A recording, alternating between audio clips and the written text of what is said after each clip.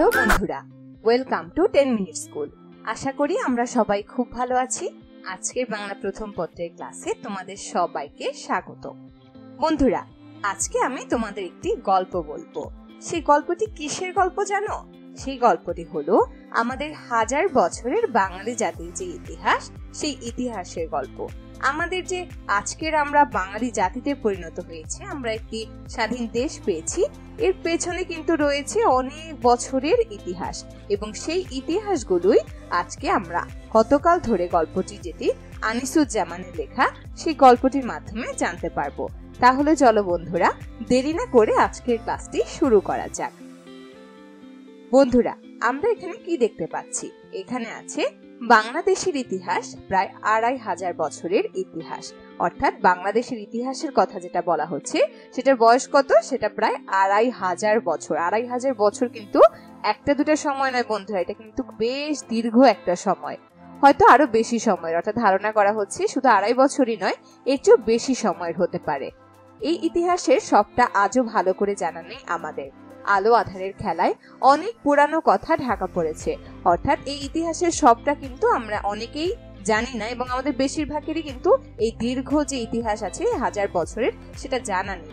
আলো আধারের খেলা বলতে এখানে বোঝাচ্ছে বন্ধুরা যে একটা ইতিহাসের পেছনে কিন্তু যেরকম অনেক অর্জন থাকে, অনেক কিছু মানুষ দেখে শিখে, সেরকম ভাবে অনেক আধার বলতে অনেক আমরা যদি বলে থাকি ইংরেজিতে আপস এন্ড ডাউনস, অর্থাৎ আলো আধার, এখানে এরকম বোঝাচ্ছে যে আলো বলতে আমাদের যে সাফল্য এসেছে, আমরা যে ইতিহাসের মধ্যে যে ভালো দিকটা অর্জন করেছে সেটা, আর আধার হচ্ছে আমরা আমাদের ইতিহাসের মধ্যে যে কালো যুগটা রয়েছে, অর্থাৎ যে অন্ধকার যুগটা আমরা পার করি, সেই টাইমটাকে বলা হয়েছে কি আধার। অর্থাৎ আলো আধারের খেলায় অনেক পুরনো কথাই কিন্তু ঢাকা পড়েছে, অর্থাৎ ইতিহাসের অনেক কিছুই কিন্তু ইতোমধ্যে হারিয়ে গেছে।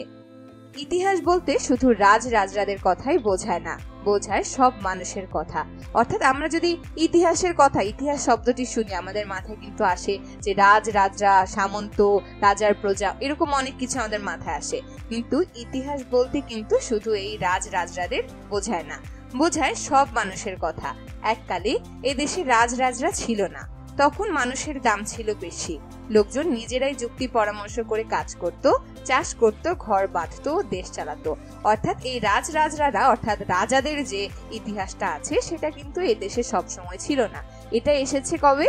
এটা এসেছে প্রায় 2500 বছর বা এরকম একটা সময় আগে। কিন্তু এর আগে মানুষ কি করতো? এর আগে কিন্তু মানুষের একটা সমাজ ব্যবস্থা ছিল, সেখানে মানুষ নিজেরাই যুক্তি পরামর্শ করে কাজ করত, সবাই মিলেমিশে সেখানে বাস করত, চাষ করত, ঘর বাঁধতো, ও সেই যে দেশ ছিল সেই দেশটাকে চালাতো। বন্ধুরা, এরপরে কি আছে দেখি। এরপর আছে তারপর 2300-2400 বছর আগে, অর্থাৎ 2300-2400 বছর আগে রাজা এলেন এ দেশে। অর্থাৎ রাজাদের আগমনের সময়টা কখন?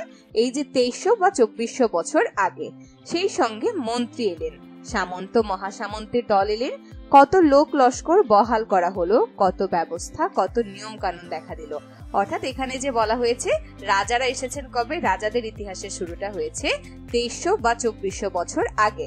সেই সঙ্গে মন্ত্রী এসেছেন, রাজার সাথে কিন্তু রাজার মন্ত্রীরা আসে, যারা কিনা রাজ্য পরিচালনায় রাজাকে সাহায্য করেন। সামন্ত মহাসামন্তের দল এলেন। বন্ধুরা, সামন্ত শব্দটির অর্থ হলো রাজা বাদশার অধীনে যে ছোট রাজারা থাকেন তাদেরকে বলা হয় সামন্ত, এবং তারা কি থাকে? তারা অনেক ভূমির বা জমির মালিক থাকে। লোক লস্কর শব্দটির অর্থ হচ্ছে যে সেনাবাহিনী ও তাদের সঙ্গে লোকজন। অর্থাৎ আমাদের যে রাজ্য পরিচালনা করার জন্য রাজারা ছিলেন, তাদের মন্ত্রীর সাথে সাথে কি ছিল? অনেক সেনাবাহিনী ছিল, তাদের সেই সেনার বাহিনী এবং তাদের সঙ্গে যে লোকজন থাকতো তাদেরকে বলা হয় কি? লোক লস্কর। তাহলে সেই সেনাবাহিনীদের সাথে সাথে সেখানে ছিল অনেক নিয়ম কানুন এবং নানা ধরনের ব্যবস্থা, যে এটা করা যাবে না, ওইটা করা যাবে না, করলেই শাস্তি পেতে হবে বা পুরস্কৃত হতে পারবে। এই ব্যাপারগুলো কিন্তু এই যে রাজাদের আগমনের সাথে সাথে আমাদের এই দেশের ইতিহাসে যুক্ত হতে থাকে। এরপর আছে এক কথায় তখন কারো গর্দান যেত, কেউ বড়লোক হয়ে যেত কারো খুশির বদলতে। অর্থাৎ সেখানে তুমি যদি নিয়মের বাইরে কিছু করতে, তাহলে সেখানকার নিয়ম ব্যবস্থা যেটা ছিল, সমাজ ব্যবস্থা, সেটার বাইরে তুমি কিছু করলে, ভুল কিছু করলে, তখন তোমাকে শাস্তি স্বরূপ কি হতো? তোমার গর্দান যেত। গর্দান বলতে এখানে বোঝাচ্ছে মাথা কাটা যেত। অর্থাৎ শাস্তি স্বরূপ কি করা হতো? কোনো ব্যক্তির মাথা কেটে ফেলা হতো।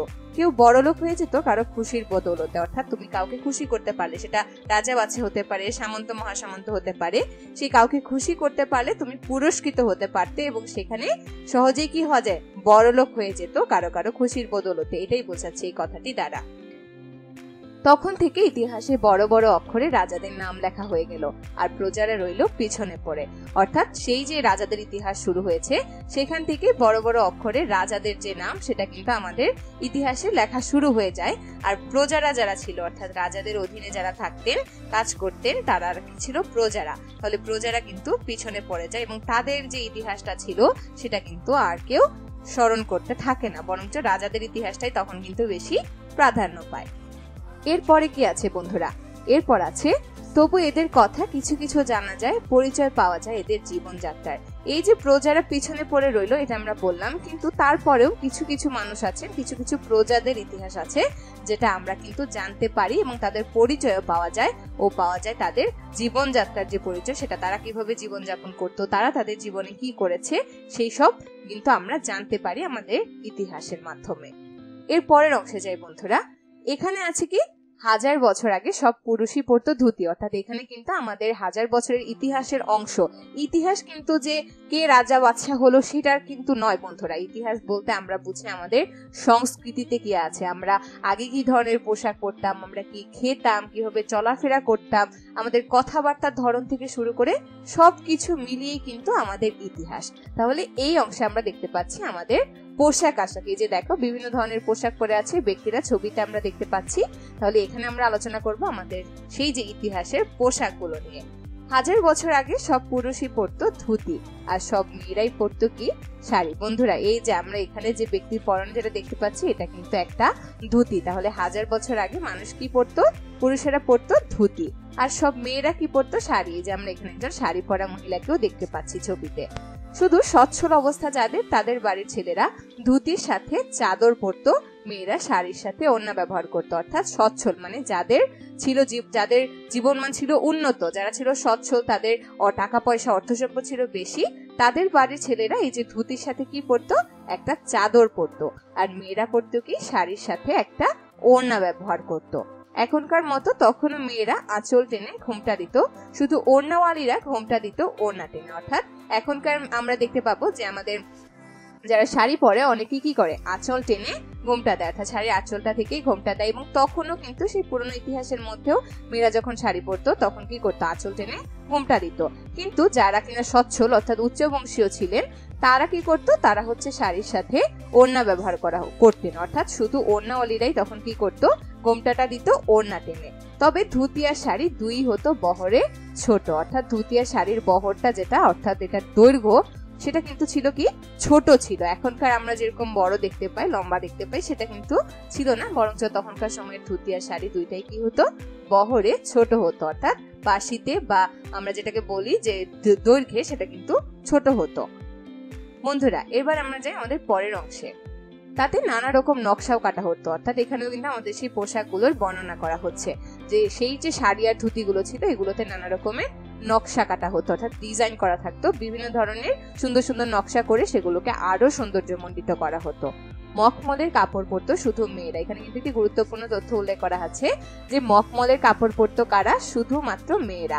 অর্থাৎ এখনকার যুগে কিন্তু আমরা দেখি যে মখমল এটা কিন্তু সবাই পরে, আমরা ছেলে মেয়ে নির্বিশেষে সবাই ব্যবহার করছি, কিন্তু সে আমলে কি হতো, তখন শুধু মখমলের কাপড়টা পরতো কারা, মেয়েরা। এবং মখমলের কাপড়টা কিন্তু তখন একদম রাজকীয় একটা ভাব নিয়ে আসতো, একদম খুবই দামি ছিল, এই জন্য শুধু মেয়েরা মখমলের কাপড় পরতো। নানা রকম সূক্ষ্ম পাটের ও সুতার কাপড়ের চল ছিল। জুতো পরতে পেত না সাধারণ লোকে, শুধু যোদ্ধা বা পাহারাদাররা জুতা ব্যবহার করত। সাধারণে পরতো কাঠের খড়ম, ছাতা লাঠির ব্যবহার ছিল। অর্থাৎ তখনকার মানুষরা কি করতো না, জুতো পরতে পেত না। এখন কিন্তু বলা যায় যে আমাদের সবারই কিন্তু এক জোড়া না, বরঞ্চ অনেক জোড়া করে জুতা আছে। আমাদের পছন্দের জুতা আমরা যখন ইচ্ছে কিনতে পারি, পরতে পারি। জুতা ছাড়া বাইরে যাওয়ার প্রশ্নটাও কিন্তু আমাদের মাথায় খুব কমই আসে। তাহলে তখনকার যুগে কি ছিল বন্ধুরা, আমরা যেই আদিম যুগের কথা বলছি, অর্থাৎ আমাদের যে পুরনো 2500 বছরের 2000 বছরের পুরনো ইতিহাস আছে সেটার কথা বলছি। সেই প্রাচীন যুগে জুতো পরতে পারতো না সাধারণ মানুষরা, শুধুমাত্র যারা যোদ্ধা অর্থাৎ যুদ্ধ করতো বা পাহারাদার ছিল তারাই শুধুমাত্র জুতা ব্যবহার করত। আর সাধারণ মানুষরা হয়ে কি পরতো? সাধারণ মানুষেরা পরতো হচ্ছে কাঠের খড়ম, অর্থাৎ কাঠের এক ধরনের জুতা পাওয়া যায় যেটা কিনা ছিল তখনকার মানুষের, সাধারণ মানুষের পরিধেয় জুতা। তোমরা যদি কখনো জাদুঘরে যাও বন্ধুরা, তাহলে কিন্তু দেখতে পাবে যে কাঠের এক ধরনের জুতা আছে যেটা কিনা আমরা যেরকম এখন রাবারের বা চামড়ার জুতা পরি, তাদের জুতাটা ছিল কাঠের এবং সেটাকে বলা হতো কি কাঠের খড়ম। আর তখনকার আমলেও কিন্তু ছাতা বা লাঠির ব্যবহার ছিল। তাহলে এখানে আমরা আমাদের বাঙালি ইতিহাসে যে পোশাক আশাকের কথা ছিল, তাদের যে জীবন ব্যবহার্য পোশাক, সেগুলো কিন্তু আমরা জানতে পারলাম যে তারা কি ধরনের কাপড় চোপড় পরতো, কি ছিল তাদের ফ্যাশন বা স্টাইল। বন্ধুরা, এবার আমরা যাব আমাদের পরবর্তী অংশে। এখন আমরা আলোচনা করব আমাদের বাঙালির ইতিহাস বা বাংলাদেশের ইতিহাসের সাজসজ্জার দিকে। মানুষ কিভাবে তখন সাজসজ্জার দিকে ঝুঁকেছিল। তাহলে সাজসজ্জার দিকে বেশ ঝোঁক ছিল প্রাচীন বাঙালির। চুলের বাহার ছিল দেখবার মতন, অর্থাৎ অনেক সুন্দর করে চুল তারা সাজাতো বা চুল রেডি করতো। তাহলে এখানে বলা হচ্ছে কি চুলের বাহার ছিল দেখবার মতো। বাবরি রাখতো ছেলেরা। বাবরি বলতে এখানে বন্ধুরা বোঝায় যে একদম ছোট কুকরানো চুল যাদের, তাদেরকে আমরা বলে হয় বাবরি। তাহলে ছেলেরা একটু চুল বড় করে কি করতো, তখন তাদের চুলগুলো হয়ে যেত লম্বা এবং সেগুলোকে তখন একটু বাবরি বা একটু কোকড়ানো ছিল, এই জন্য বলা হতো যে বাবরি। তাহলে বাবরি রাখতো ছেলেরা। না হয় মাথার উপর চূড়ো করে বাঁধতো চুল, অর্থাৎ মাথার উপরে একটা ঝুঁটির মতন বা ছোট করে চূড়ো করে একসাথে চুলগুলোকে বেঁধে তারা রাখতো। এটা কিন্তু ছেলেদের কথা বলা হচ্ছে। এখন মেয়েরা কিভাবে বাঁধতো? মেয়েরা যেমন ফিতে মাথে চুলে, তখন শৌখিন পুরুষেরাও অনেকটা তেমনি করে কোকড়া চুল কপালের উপর বেঁধে রাখতো। অর্থাৎ এখানে আমরা দেখতে পাচ্ছি যে এখনকার মেয়েরা যেরকম ভাবে ফিতে মাথে চুলে, তখন শৌখিন পুরুষ যারা অনেক বেশি শৌখিন ছিল, তাহলে এখানে কিন্তু মেয়েদের কথা বলা হয়নি, এখানে কিন্তু বলা হচ্ছে পুরুষদেরই কথা। যে তখনকার শৌখিন পুরুষ যারা ছিল, নিজেদেরকে সাজাতে পছন্দ করত, তারা কি করতো, সেই যে কোকড়া চুল ছিল, কোকড়া চুল কপালের ওপর বেঁধে রাখতো এই যে ফিতেগুলো দিয়ে, যেগুলো আমরা এখনকার মেয়েরা ব্যবহার করি। মেয়েরা নিচু করে খোঁপা বাঁধতো, নয়তো উঁচু করে বাঁধতো ঘোড়া চড়ে। এই যে আমরা এখানে যে মহিলাটাকে দেখতে পাচ্ছি না বন্ধুরা ছবিটিতে, এই ছবিটিতে মহিলা যে চুলের স্টাইলটি করেছে সেটা কিন্তু বলা হয় খোঁপা, অর্থাৎ চুলগুলোকে একসাথে করে একটু নিচু করে খোঁপা বাঁধতো, অথবা করতো কি ঘোড়া চুল। ঘোড়া চুলও বন্ধুরা এক ধরনের খোঁপার নাম। এটা আমরা প্রাচীনকালে দেখেছি যে মেয়েরা এটা করতো। তাহলে মেয়েরা কিভাবে খোঁপা বাঁধতো? মেয়েরা একটু নিচু করে খোঁপা বাঁধতো, অথবা করতো কি ঘোড়া চুল, যেটাও এক ধরনের খোঁপার নাম। কপালে টিপ দিত, পায়ে আলতা, চোখে কাজল আর খোঁপায় ফুল। মানে আমাদের কল্পনাতেই ভেসে উঠছে না কত সুন্দর করে তারা সাজতো। এই যে এখানে আমরা দেখতে পাচ্ছি যে একটা মহিলা কপালে টিপ দিয়ে আছে, পায়ে আলতা পরতেন। আলতা হচ্ছে এক ধরনের লাল রঙের, টকটকে লাল রঙের, যেটা কিনা এখনো আমাদের সমাজের ব্যবহার দেখা যায়। লাল রঙের মতন একটা তরল জিনিস, যেটা দিয়ে কিনা হাতে বা পায়ে রং করা হয়। এবং শুধু যে আমরা হাতে পায়ে রং করি তাই নয়, আমরা বিভিন্ন সময় হিন্দু ধর্মের অনুষ্ঠানগুলোতে বিশেষ করে দেখতে পাই যে আলতার ব্যবহার অনেক বেশি। এবং তোমরা যারা নাচো বা নৃত্যশিল্পী আছো, তারাও কিন্তু দেখতে পারবে যে নৃত্যের একটা অংশ কিন্তু আলতা, যে নাচার সময়ও কিন্তু মানুষ কি করে, পায়ে আলতা ব্যবহার করে, এবং এটা অনেকে শখ করেও পরে থাকে। চোখে কাজলের কথা আমরা অনেকেই কম বেশি জানি যে চোখে কাজল পরে, এখনো মানুষ পরে এটা, এবং তখনকার সময়ও কিন্তু পরতো। আর খোঁপায় থাকতো ফুল। এবং অনেকে আমরা এখনো কিন্তু এই যুগে এসেও এই সাজগুলো দেখতে পাই, যারা কিনা কপালে টিপ পরে, পায়ে আলতা পরে, চোখে কাজল দেয় এবং খোঁপায় নানা ধরনের ফুল। নানা রকম প্রসাধনীও ব্যবহার করতো তারা। প্রসাধনী বলতে আমরা যেটাকে ইংরেজিতে বলি কসমেটিক্স, সেটা নানা ধরনের এই প্রসাধনীও কিন্তু তারা সেই সময় ব্যবহার করতো। এবং এর মাধ্যমে কিন্তু আমরা বন্ধুরা দেখতে পাচ্ছি কি যে সেই যে হাজার বছরের ইতিহাস, যেটা কিনা প্রাচীনকালে আমাদের সংস্কৃতিতে বা ইতিহাসে ছিল, সেটা কিন্তু কোনো না কোনো ভাবে এখনকার যুগেও, বর্তমান যুগেও চলে এসেছে। এবং এটা কিন্তু আমরা এখনো দেখতে পাই আমাদের চোখের সামনে। এই যুগেও এই যে সাজ, এই ধরনের স্টাইল বা নিজেদেরকে সাজানোর যে প্রবণতাটা, এটা কিন্তু এখনো আমাদের বাঙালি জাতির ইতিহাসের মধ্যে আছে, এবং এটা কিন্তু আমরা এখনো চর্চা করে যাচ্ছি। বন্ধুরা, এবার আমরা যাই পরবর্তী অংশে। এখানে আমাদের বলা হয়েছে যে তখনকার সময় মানুষ অলংকার হিসেবে কি ব্যবহার করত, কি গহনা ব্যবহার করত নিজেদেরকে সাজানোর জন্য। মেয়েরা তো বটেই, ছেলেরাও সে যুগে অলংকার ব্যবহার করত। সোনার অলংকার পরতে পেত শুধু বড় লোকেরা, অর্থাৎ স্বর্ণের তৈরি যে গহনা বা অলংকার ছিল সেগুলো পরতে পারতো কারা? শুধু বড় লোকেরা। তাদের বাড়ির ছেলেরাও সুবর্ণ কুণ্ডল পরতো। বন্ধুরা, সুবর্ণ কুণ্ডল শব্দটি আমাদের কাছে একটু অপরিচিত মনে হতে পারে।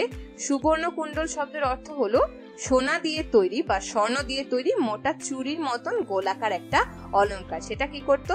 বড়লোক বাড়ির অর্থাৎ উচ্চ বংশীয় যারা ছিল, তাদের অনেক সম্পত্তি ছিল, বড়লোক ছিল, সেই বড়লোকদের বাড়ির ছেলেরা এই সুবর্ণ কুণ্ডল পরতো আর মেয়েরা কানে দিত সোনার তারঙ্গ। আর তারঙ্গ হচ্ছে কানে পরার একটা দুল বা অহংকার, যেটা কিনা প্রাচীনকালের এই যুগে মেয়েরা পরতো।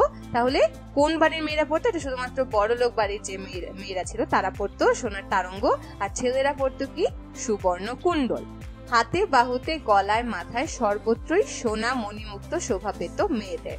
সাধারণ পরিবারের মেয়েরা হাতে পরতো শাঁখা, কানে কচি কলা পাতার মাকড়ি আর গলায় ফুলের মালা। অর্থাৎ এখানে সাধারণ পরিবারের যে মেয়েরা ছিল তাদের কি অলংকার ছিল সেটার কথা বলা হচ্ছে। তাহলে তারা হাতে পরতো কি?